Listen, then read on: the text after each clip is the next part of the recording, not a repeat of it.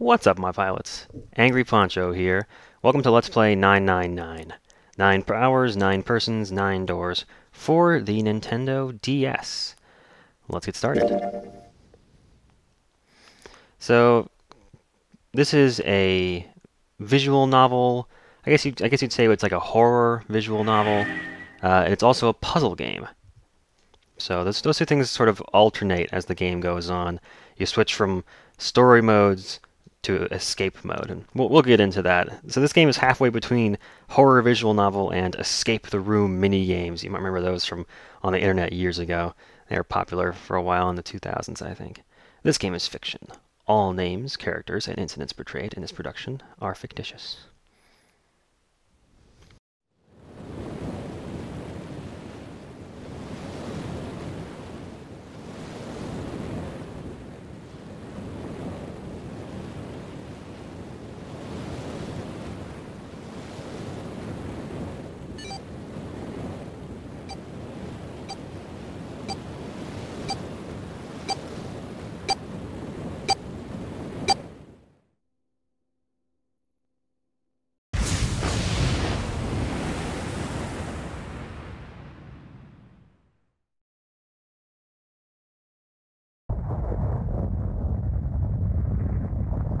A loud noise startled Junpei awake, and his eyes snapped open. As they adjusted to the light, he realized that he didn't recognize his surroundings. Ow! With a crack, Junpei's head connected with something metal. He rolled over and threw out his hand to steady himself, but he found himself groping at empty air. His balance lost and his still fuzzy mind struggling to understand what was going on, Junpei tumbled down to the cold gray floor. Oh, god damn it! What the hell? Junpei stared around the room, still trying to determine where he'd woken up. The fall had shaken the last cobwebs of sleep from his mind, and finally he understood where he'd fallen from. It was a bed. A 3-level bunk bed, in fact. Junpei had fallen, apparently, from the topmost bunk. His shoulder hurt, his knee hurt, his hip hurt, his entire body hurt. He could feel a bump forming on his forehead, where he'd slammed it against the low ceiling. He wondered if that bump was the reason he felt his vision wavering a bit, but that seemed unlikely. At first, he thought the tremor that ran through his legs was just another effect of his rude awakening, but as he looked around, he realized it was real. The whole room was shaking. Was it an earthquake, he wondered? It didn't seem likely. It was shaking far too quickly for an earthquake. Then again, Junpei had no idea what it was, if not an earthquake. He tried to tell himself it was important. Junpei rubbed the growing bump on his head and gingerly climbed to his feet. His balance regained, he finally took his first good look around the room. And muttered to himself, "Where am I?" His pain momentarily forgotten in the face of the confusion of his circumstances, Junpei looked around the room once again. Minutes passed while Junpei struggled to get his bearings. Then, as suddenly as they had begun, the tremors ceased. A cold silence fell over the room. From somewhere far away, Junpei could hear the sound of metal squeaking. He felt his stomach tighten. There were 1,000 things the sound could have been, but none of the things he could think of were good. In an attempt to distract himself, Junpei looked around the room once more. There was a stove that looked more antique than functional. The 3-level bunk bed had mattresses that were so thin that they were little more than blankets. On the other side of the room was an identical bed.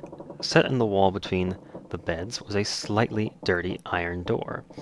The first thing Junpei noticed about the door was the number roughly emblazoned across it. On the surface of the door, in red paint, someone had written 5. 5? What's this 5 mean? Suspicious, and still utterly confused, Junpei approached the door slowly. Standing at last in front of the door, Junpei grabbed hold of the L-shaped handle. A push yielded no movement, and a pull the same result. A few more tries cemented the truth in Junpei's mind. It wouldn't open. It didn't matter how much he pushed and shoved, the handle wouldn't budge. Next to the door was an odd-looking device that reminded Junpei of a card reader. It didn't take a genius to figure out that the odd-looking device was keeping the door shut. Junpei knocked hard on the door. Hey! Hello? Is anyone there? Open the door! There was no response. Junpei threw his left fist into the door and stopped. What the hell is this? He wasn't really sure what else to say. On his left wrist was a bracelet of a sort he'd never seen before. In the center was a large LCD display. It looked like nothing else so much as a watch, but it clearly wasn't that. After all, it showed only a single number. 5. That's the same as the door. True, the numbers were the same, but he had no idea what that might mean. All he knew was that it was strange and new, and he wanted it off. Junpei flipped his hand over as to remove a watch, but the other side of the bracelet was solid. No buckle, no clasp, nothing. He sighed and flipped the thing back over. There were a number of rivets around the rim of the face. Perhaps... He pushed them, but nothing happened. On a watch, they might be dials for adjusting the date or time, but on this bracelet they did nothing. Junpei was at a loss. What was he going to do? Growing more desperate, he began to tug at it. However... Ugh, damn! Ugh, it's no good. Damn thing won't come off. A steel ring ran from the face around Junpei's wrist and back into the face. He wouldn't be pulling the bracelet off any time in the near future. What the hell is the deal with this thing? Frustration and desperation were beginning to mix as the reality of the situation began to dawn fully on Junpei. So much was happening, and none of it made sense. Junpei felt as though he were about to explode. Where am I? And why the hell am I here? Why? Why? What the hell happened to me? It was at that moment he noticed the window. The window was round, rimmed in riveted brass, like a window from an early 20th century ship. What? Wait, am I in a ship? Junpei walked slowly toward the window. He could see nothing beyond it but thick, impenetrable darkness. Junpei squinted, trying to see something, anything. It was at that moment... What the... Oh, you gotta be kidding me. What the hell is going on here? A crack split the glass of the window, and for a moment Junpei stared at it. Then the window burst, and water began to pour into the room. What the hell? God damn it! Junpei yelled and spun around, his feet slipping on the water already coming through the window. He ran for the door. Hey! Anyone! Is anyone there? Come on, if you're there, say something! There was no reply. As Junpei screamed and pounded on the door, the water began to rise. It was now ankle-deep on the floor, and rising quickly toward his knees. Things were not looking good for Junpei. Not good at all. He needed to find a way out, and quickly. Junpei ran a hand across his forehead, brushing the sweat out of his eyes, and looked around the room.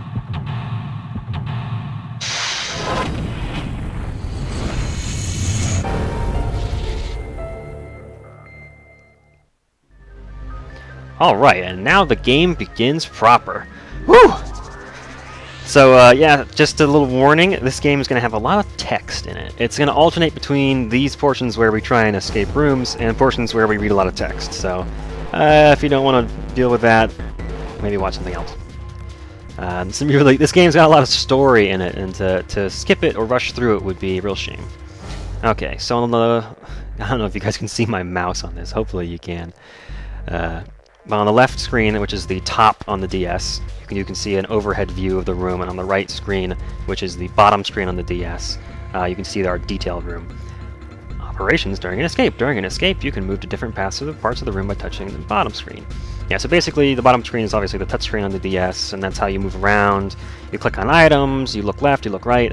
It's kind of like Myst, in that it's all pre-rendered images, and you just, basically, when you turn to the right, you just switch to the next image on the right. You don't actually turn or control your character in any like three-dimensional sense. It's just a series of pictures in the game, and that makes sense considering it's basically an interactive visual novel. So this game's got some really cool stuff in it. I love the plot. It's really compelling to me. I think it's just an exciting plot that always keeps you guessing. It keeps you guessing like, all the way through the whole game. It's really good.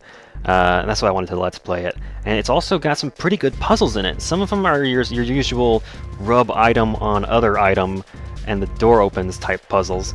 But some of them are really mathematics based, and I love that. So I'm going to explain the maths behind the math-related puzzles when we get to them.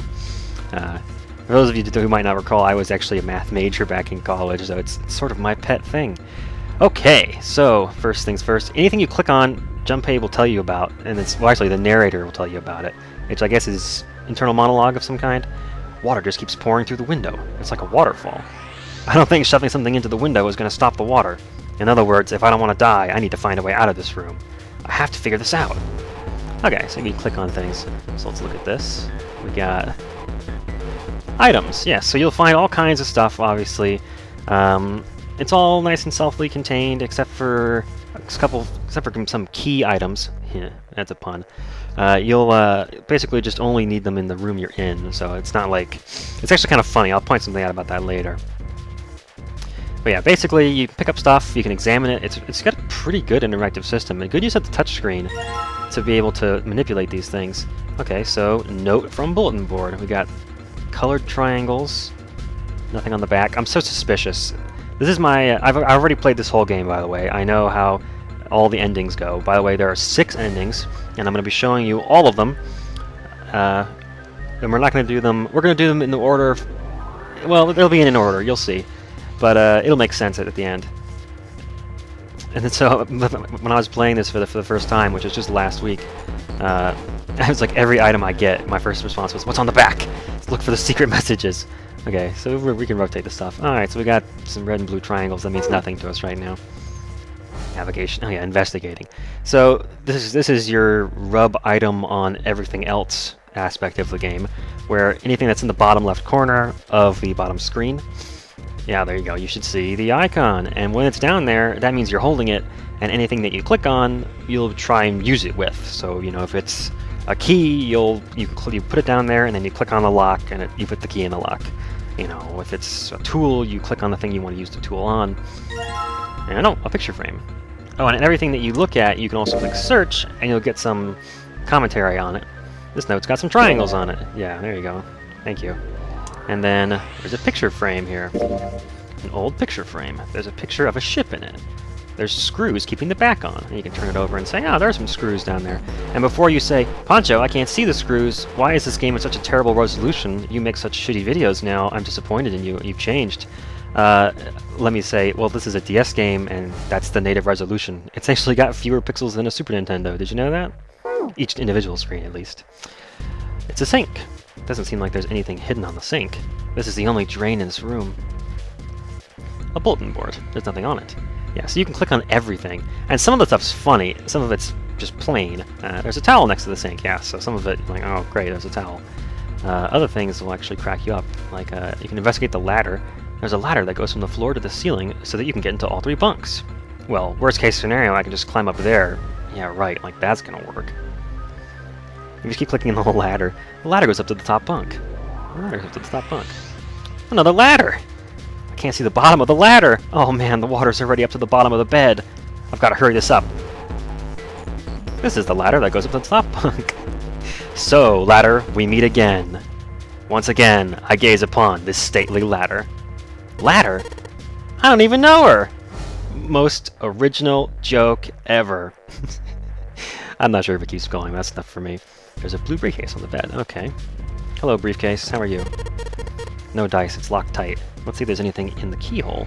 Ah, so there's something here. We need a key and a combination, apparently. Let's see. Well, as I gaze... whoops. As I gaze into the ladder gazes into me. Hey, so did you hear what the shopkeeper said after his ladder got stolen? No, what did he say? Further steps will be taken. Ha ha ha ha. And that's why I have no friends. Oh, you're so hard on yourself, Junpei. What's up here? I can keep looking till the cows come home. All I'm gonna find up here is that pillow. Damn it! Isn't there anything else I can use? What about this pillow? Hey! Memo from bed.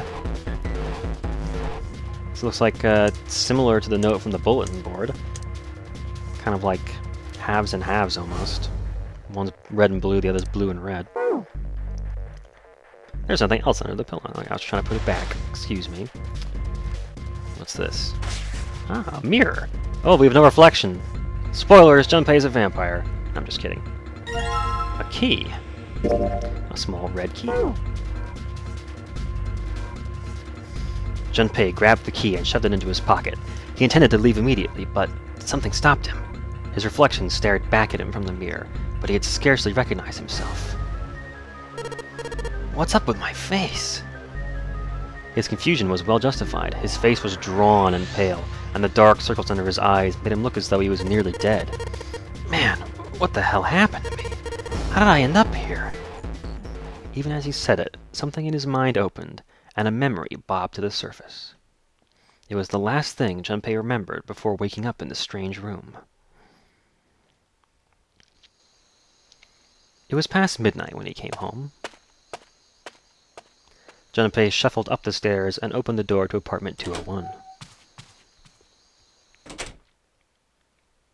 Inside was his apartment, a small, one-bedroom affair that ran him about $6.50 a month, $6.30 a month. He moved into it when he entered college, and so far he'd been there for 3 years and 7 months. He stepped inside and turned on the lights. The fluorescent lights on the ceiling blinked and flickered slowly to life, as if waking from a deep slumber. Their cold light illuminated the landscape he'd come home to so many times before. Everything was as he'd left it. The magazines piled up in the corner, the textbooks collecting dust, the CD cases covering the floor. This game has some serious 2006-2007 technology. Just go with it. The jeans and t-shirt he'd worn the day before, then tossed onto the floor. There was one thing that didn't belong, however. There was a breeze. Breaths of cold night air wafted into his apartment, carrying the smells of autumn with them. The white curtain framing his window swayed gently in the wind. Huh, that's weird. Did I leave that open? Junpei walked toward the window, trying to remember if he'd closed it or not before he left. One of the panes was hanging open. He stuck his head out and looked around. Nothing seemed out of the ordinary. Junpei shrugged. He must have just left it open earlier. He closed the window. Then it happened. Junpei turned and found himself face to face with a man... Oh my god, I butchered that sentence. Junpei turned and found himself face to mask with a man dressed all in black. The man wore a deep hood and a bulky gas mask. His face was entirely hidden. Junpei tried to scream, but all he could manage was a strangled croak. He tried to step toward the man, but his legs could no longer support his weight. Junpei collapsed to the floor, a crumpled heap of limbs, like a discarded puppet. Too late, he noticed the white smoke that was quickly filling his apartment. A small object, shaped distressingly like a grenade, sat on the floor in front of his face, hissing. The white smoke poured out of it at an incredible rate. The smoke had grown so thick that the details of Junpei's apartment began to fade into the white haze. He could feel his mind begin to fade as well, a white haze that was not the smoke creeping in to the edges of his vision. Consider this a privilege. You have been chosen. A rasping voice wormed its way out of the gas mask. It was cold and harsh, and distorted in some way Junpei couldn't put his finger on. You are going to participate in a game. The Nonary game. It is a game where you will put your life on the line. That was the last thing Junpei remembered. The white smoke overpowered him. The masked man faded from his vision, and he felt his consciousness fall away into the white mist. That's right! That guy with the gas mask! That son of a bitch must have taken me here! As to who the man was, or might have been, Junpei had no idea. Indeed, he wasn't even sure that his assailant had been a man.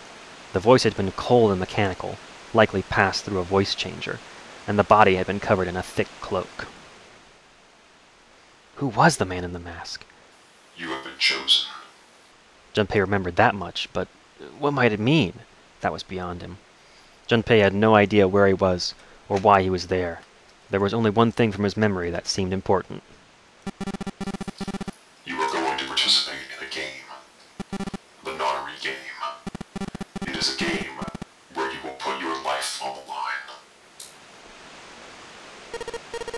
The nonary game, huh?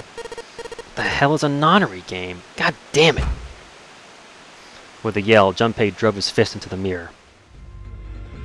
And we're back to puzzling. See what I mean? How it switches between the different kinds. You go back and forth between exposition and puzzle. This is the door to the stove. Well, it opens easily enough. Sure wish the door to get out of here was that easy to open. Oi, what's that? A screwdriver! A normal screwdriver. It doesn't seem to be anything special about it. And so now we have our first combine items puzzle. We have picture frames with screws in it. We combine that with the screwdriver. Voila! Well, the screwdriver got those screws off easily enough, and here's the picture. That's a picture of an old cruise liner, and... ah! My spidey senses were tingling correctly. I was so pleased when I turned this over and was like, yes! There are clues hidden on the back of things! And so now, these triangles might start to mean a little more to us. We have some sort of key to deciphering them now. Combining items. Oh, thank you, game. I just did that. Why don't you just let me do the tutorials, okay? Then select second item. Blah, blah, blah. Yeah, so it's pretty straightforward. If you can combine them, it'll work. If not, it'll tell you you're an idiot. A screwdriver, huh? Wonder why that's here. It feels so silly after having already used it. Well, let's see if there's anything in here. Huh. Looks like there is. Key? Yeah, there's a little blue key in the bottom of this pot. Odd. Small key. Blue. Okay. Well, hey, that probably goes with the blue suitcase, right? So with our key in the inventory slot down here, we click the lock and in it goes. Alright, let's see what happens if I put this key in the keyhole. And nothing.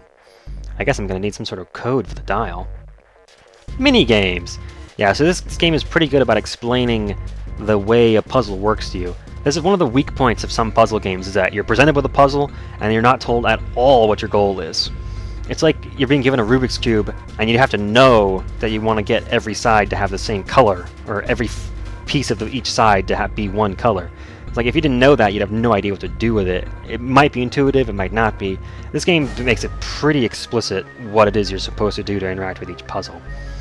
So, you know, some minigames require you to manipulate something, others will only require you to apply the right object or touch the right thing. Yeah, sometimes it's push the big red button and things will happen. Other times you have to actually do a little thinking. And it even tells you the exact directions, like touch the numbers to change what they say and then try the key. And if you got the right, it will open. And we can go back because we obviously don't know what we're doing. It's not opening. Do I have anything that might give me some kind of hint? If I put in the right numbers and turn the key, it should open. Alright, so we can go look at our items screen. And let's see if we can decode something here. So this is a blue suitcase, and underneath here we have an arrow going right or left to right. So I'm thinking we have like a split code. So like square triangle of blue and then more blue here. So let's see if we can decipher this. So we have a solid square, that's a 0. Light, okay, upper left open is 2, 0, 2. That is a 6. And this is a 3, 0, 2, 6, 3. So the key is already in there. And it's going to tell us again. Alright, let's do this another try. And it's going to tell us again how to do it. 0263, 0263. Let's not forget the numbers. Because you can't actually bring up your items while you're in the puzzle. You have to figure it out and then put it in. Aha! Alright, let's see if these numbers work. A turn of the key and... hey, looks like it's working! Yes! Alright, let's open it up. Yes! It opened. Looks like there's something in here. What is this? A file? I'll click on that. File screen. If you find any documents or notes, the information on them will be stored in the file screen. Yes, this basically keeps any papers you find, like a map or something that's like relevant for later on. And it also has a bunch of explanations of like how the game works and such. I'll show it to you in just a second here. Alright, let's see what's in this file. Digital root. Yeah, so this is a key concept in this game, so even if you're going to gloss over the rest of the math, I know who you are, you slackers. At least try to understand this much. It's pretty simple. Compute a digital root with the following steps. First, add all the numbers in question together. And if you end up with something that's more than 10, or 10 or more, then you have to add the digits together again. So for instance, if you have a double-digit number, you add the tens place and the ones place. and you keep adding them up until you get down to one digit, and that final single digit is the digital root. So, for example, the digital root of 678 would be 6 plus 7 plus 8 is 21. 21 is still too big. We need one number, so we do 2 plus 1, and we get 3. So the digital root of 678 is 3. And then there's another example, 1, 2, 3, 4 would be 10. 10 plus 0, 1 plus 0 is 1, so the digital root is 1. This is going to be a key element in this game. So I just keep adding numbers until I get a single digit number. Looks like there's something on the back of this. A notebook, a pen, a calculator. Yeah, so they give you a place to take down notes, and they give you a calculator, so you don't have to actually do any big math in your head. And it's like key cards. Yes! Probably the most useful thing. Interestingly enough, new materials were added to the file screen. Alright. Oh, gosh. I can explain this game? Yeah, so the game, like I say, is very good about explaining things, which means the beginning has little tutorials in it. But there you go. That's the nature of the beast, I suppose. The game is actually a little bit it's a little too forgiving sometimes with the tutorials, which is funny to me because it's like they're almost tutorializing like it's for a kid, but the content of this game is not for kids. What did it actually get rated? It might be mature, I'm not sure. But yeah, so it has like escape tips, and you can look and see. Touch things, repeatedly touch things. Sometimes if you check something twice, you'll get more information. And then, you know, it explains digital roots if you didn't quite catch that. And then you can go into, how do I bring up the calculator? I thought it was X. Apparently that controls the camera while you're in a scene here. Oh, no, I remember. You have to hit down on, wait. No? Okay, maybe you can only use the calculator during story sections. Still, it's in there. Alright. Ah! And we have a red suitcase. We might expect that we'll open this in a similar way. We have the red key, we got it from the mirror. So let's see what these triangles translate to. Solid upper left, open lower right is 7, 4. Solid upper right, open square is 8, 5. 7, 4, 8, 5. Let's equip our key. This is just like the blue briefcase. Yep, there's a lock on this one too, and it's not opening. Put our key in. What was it? 77285? If I remember this right. Alright. I guess I can move the dial now. So it looks like I'm going to have to put the numbers in. Right. Okay. Come on. It's probably going to tell us again how to do it, right? Operating instructions. Yeah, it's a little bit... It holds your hand a little bit sometimes. But there'll be puzzles towards the end of the game where your hand is not held at all, and you just got to figure it out. It's like Myst style. Hopefully I remembered these correctly. Oh, went too far. I did not remember them correctly. So, was it not 7285? These only go up to 5. Welp. Damn it! It's not opening! Yes, I wonder if anything I have might help. I think I should put it on the right numbers. Fuck you, Junpei. What did I get wrong there? Oh. Did I look at blue for part of it, maybe? That might be why I confused. Okay, solid upper left, 7. Open lower right. Oh, open lower right is 4. 7, 4, 8, 5 is what I should have done. Kudos to you if you noticed that while I was looking at it earlier. Oh god, the instructions again. Are you serious? Well, I was hoping to get all this done in the first video. 8. There we go. Yes! I unlocked it! He's very self-congratulating. It's opening. It's opening! A stack of red key cards. Looks like the key cards. There's a number on each one. 1, 2, and 3. What about the blue ones? Some key cards. There's numbers on them. 6, 7, and 8.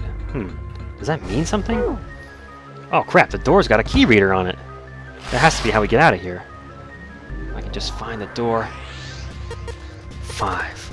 5, huh? What does that mean? Those cards with numbers on them. I'm pretty sure this is where I'm supposed to use them. Alright, let's slide this card and see if it works. And...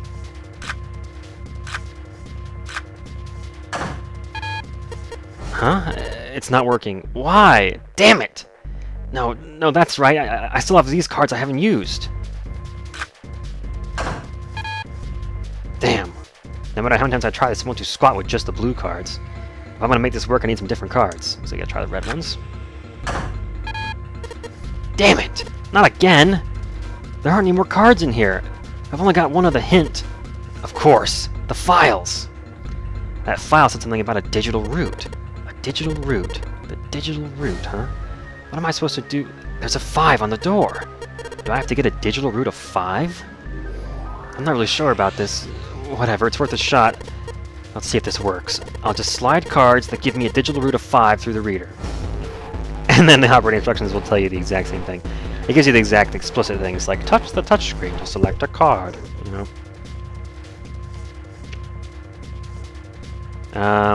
So we want to get a digital root of 5. So there's a lot of the shortcuts for this game. Okay, so numbers that are 1 through 9, they're already 1 digit. So that is the digital root. We can't make 5 though, because we have to use 3. The smallest we can make is 1, 2, 3 is 6. So we can't just make 5. So the next number that has a digital root would be the next number whose digits sum to 5. You can just check in your head real quick. You'll find that it's 14. So that's really how it's going to go a lot of the game. It's like, okay, you want to make a 2, make an 11. You want to make an 8, make a 17. So we need to make a 14 in order to get 5. So you can probably do this, and actually there's only one way to do this. We need to make a 13 with these two, and then add one more to make 14, which is gives us the digital root of 5. Alright, I think this is going to work. There we go, that's a new noise. Did it just unlock? Well, that light was red and now it's blue. No doubt about it. There's something keeping me in here now. Time to go.